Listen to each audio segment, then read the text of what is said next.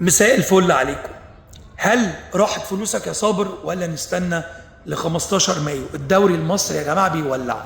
قبل ما اكمل الفيديو لو سمحتوا، لو هتعمل لاف اعمل ريبوست لعل الكلام بتاعنا يفيد. النهارده بيراميدز بيخسر 4-2، امبارح الاهلي بيكسب 4-2. 4-2 نتيجه مفصليه في حسم اللقب. طبعا النادي الاهلي بقى في الصداره، لكن الاكشن بقى هينتقل من جوه الملعب لبره الملعب ليوم 15. نستنى بقى 3 نقط بتاع النادي الاهلي هيتخصموا اخر السنه ولا لا، وطبعا فاضل 3 اسابيع. بيراميدز هيقول لك يا يتخصموا يا مش لاعب. نادي الزمالك كده كده عنده مصايب وبيقول لك مش لاعب، وهو عمال بيخسر نقط من تلقاء نفسه والاهلي بريء منها. طبعا هيقول لك الحكام والمجره ده في حته ثانيه، ربنا مع جمهور نادي الزمالك.